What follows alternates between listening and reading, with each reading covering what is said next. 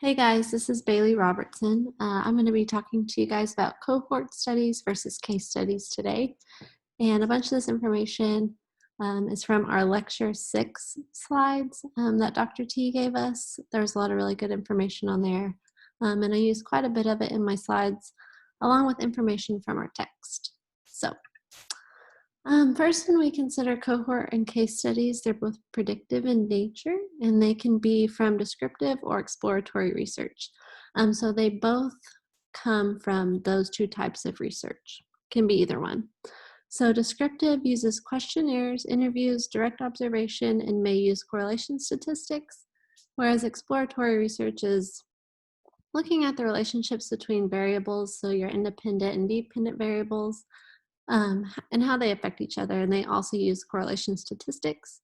And then they both have elements of measure, and they use pre and post comparison. So before and after, sometimes in the middle, things like that. But they both cohort and case studies that applies to.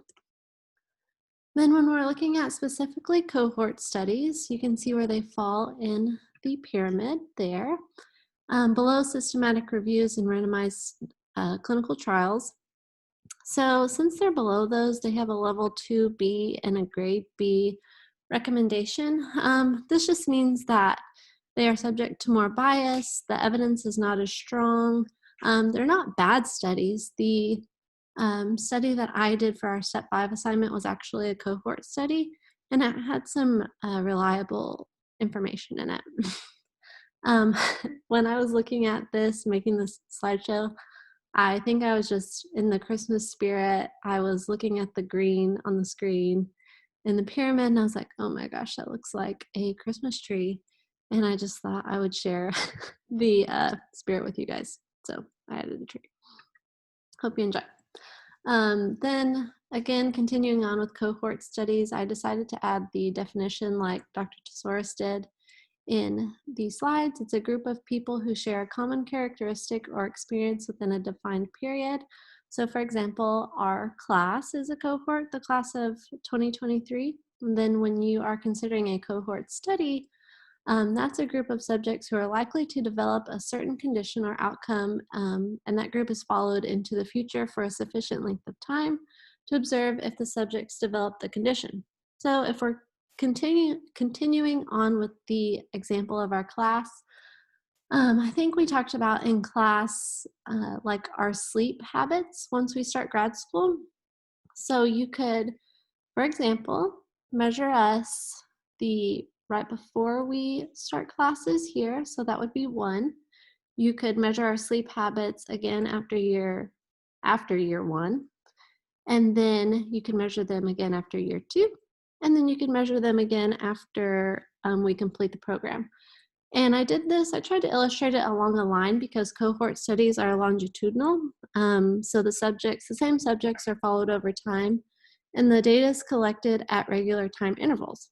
So you don't want to collect data after 2 weeks, and then after 3 months, and then after a year. You want it to be consistent. So it's valid and it's reliable, so you can reproduce that same study again if you wanted to. It would be hard to do if the time intervals were all random. These specific studies are subject to some bias, just depending on how you select your subjects, and I'll talk about that a little bit more in the next slide. And then the validity of these studies can be affected by the researchers if the researchers fail to follow up with the subjects. So if you took data from this first group before they started the program, and then you did it again after a year, but then you didn't complete the study, then that study is not going to be very valid. Wouldn't make a whole lot of sense. So a part of it is on the researchers too to complete it fully. And then again, like I was saying, how you select the subjects for your study, there's prospective and retrospective. For prospective, the outcomes have not occurred as the study begins, so your subjects are just coming to you as they present themselves. This one's very time consuming and it's really expensive. And then retrospective, the outcomes have already occurred. This one's quicker and costs less money. So the study that I did for our Step 5 assignment was actually a cohort study, and it was retrospective, and it was at a single site. It was at a single hospital. So there was quite a bit of bias, and you can have bias in these studies because if you're selecting the subjects, you may lean towards the subjects that you think are going to do better, that you think are going to give you the results that you want to present. And that's not good. We don't need that bias in our studies. And then we'll look at case studies now. These fall a little bit lower on the pyramid, almost at the very bottom. I would say it's a level 4B. This would probably be, case series would probably be 4A. And then they have a grade C recommendation. These are almost the lowest level of evidence you can have in a study.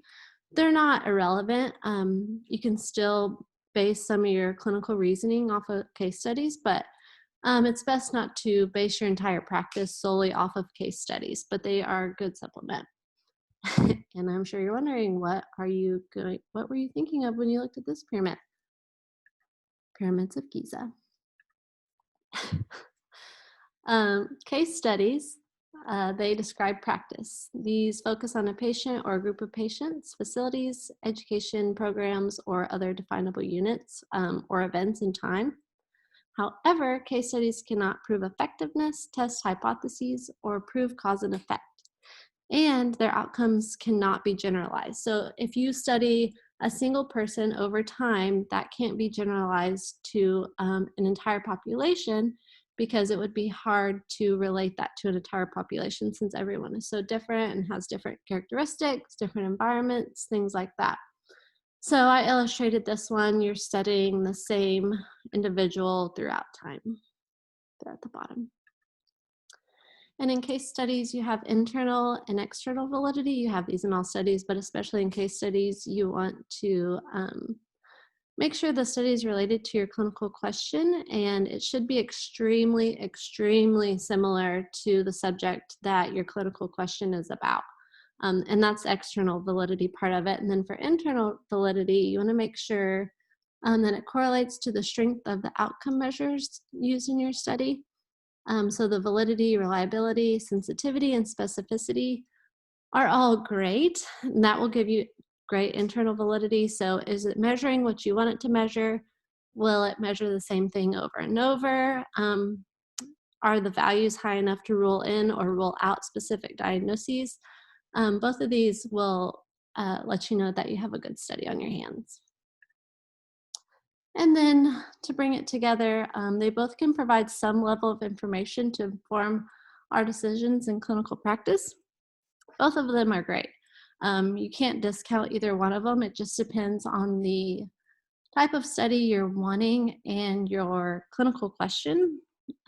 Cohort studies have a much higher grade, less bias, and can help prove cause and effect, whereas case studies cannot. They are extremely specific and they have a lower grade. But again, like I said, you can't discount them solely, because you could have a very specific case come to you and you might find a case study that is extremely similar. Might not be exact, but it could help you in your practice and help you make decisions. And there are my references. And then Lincoln says happy holidays. Oh my gosh, he's so cute. Thanks, guys.